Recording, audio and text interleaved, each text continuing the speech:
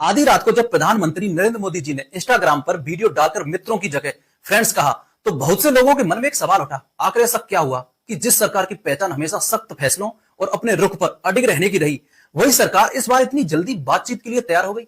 यही सवाल इसलिए भी बड़ा है क्योंकि इससे पहले कई बड़े आंदोलन हुए।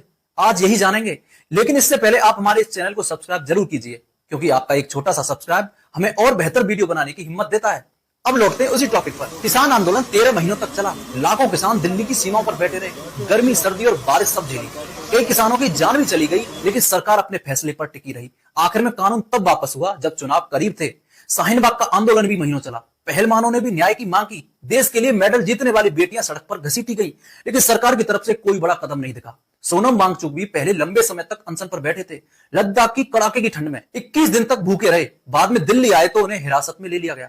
तब ना कोई मंत्री मिलने आया और ना ही सरकार की तरफ से ऐसा नरम रुख दिखाई दिया। यानी अब तक सरकार का तरीका साफ दिखता था कि आंदोलन कितना भी लंबा चले, सरकार आसानी से नहीं झुकेगी। लेकिन इस बार कहानी अलग थी। मामला लाखों छात्रों का था। पेपर लीक की खबर सामने आई, दोबारा परीक्षा हुई, लेकिन इस पूरे विवाद के बीच कई छात्रों की मौत की खबरें भी सामने आई। लाखों परिवार इस मुद्दे से जुड़े हुए थे। ऐसे में मामला सिर्फ छात्रों तक नहीं रहा, बल्कि करोड़ों लोगों तक पहुंच गया। यही वजह रही कि प्रधानमंत्री खुद सामने आए, इंस्टाग्राम पर वीडियो डाला, छात्रों से सीधे बात की और सरकार ने बातचीत का रास्ता चुना। कुछ मांगों पर सहमति भी दिखाई गई। यहीं से लोगों के मन में एक सवाल उठा कि इस बार ऐसा क्या बदल गया। इस बार आंदोलन किसी एक नेता का नहीं था, कोई बड़ा राजनीतिक चेहरा नहीं था। शुरुआत छात्रों ने की थी, बाद में सोनम वांगचुक जुड़े, लेकिन आंदोलन की ताकत छात्र ही बने रहे।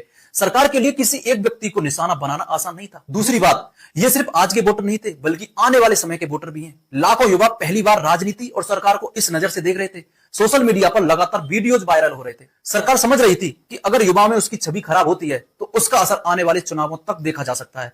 तीसरी वजह, राजनीति भी मानी जा रही है। पहले सरकार अपने दम पर मजबूत बहुमत में थी, लेकिन अब गठबंधन की सरकार है। ऐसे में हर बड़े मुद्दों पर ज्यादा सावधानी बरतनी पड़ती है। कोई भी सहयोगी दल इस पूरे देश की छात्रों की नाराजगी को अपने ऊपर नहीं लेना चाहता। एक और बात यह रही कि इस बार सवाल सिर्फ विपक्ष नहीं उठा रहा था। बीजेपी के पुराने नेता मुरली मनोहर जोशी ने भी छात्रों की चिंता को सही बताया। जब अपनी ही पार्टी के वरिष्ठ नेता सवाल उठाने लगे, तब सरकार पर दबाव और बढ़ जाता है। हालांकि सरकार ने बातचीत की कुछ मांगे मानी, लेकिन सबसे बड़ी मांग यानी जिम्मेदारी तय करने और मंत्री के इस्तीफे जैसे मुद्दों पर कोई फैसला नहीं हुआ। यानी सरकार ने समझौते का रास्ता चुना, लेकिन पूरी तरह पीछे हटती हुई भी नहीं दिखाना चाहती। अब सबसे बड़ा सवाल यही है कि क्या इसे सरकार का झुकना कहा जाए या हालात को समझकर लिया गया फैसला। इस पर लोगों की राय अलग अलग है। कुछ लोग कहते हैं सरकार ने छात्रों की बात सुनी, जबकि कुछ का मानना है कि जनता के दबाव ने सरकार को ऐसा करने पर मजबूर कर दिया। सच शायद इन दोनों बातों के बीच कहीं है, लेकिन एक बात जरूर हुई कि बिना किसी बड़े नेता, बिना किसी राजनीतिक पार्टी के छात्रों का आंदोलन 26 दिन में देश की सबसे बड़ी सरकार को बातचीत की मेज तक ले आया। आगे क्या होगा ये आने वाला समय बताएगा, लेकिन इतना तय है कि इस पूरे घटनाक्रम ने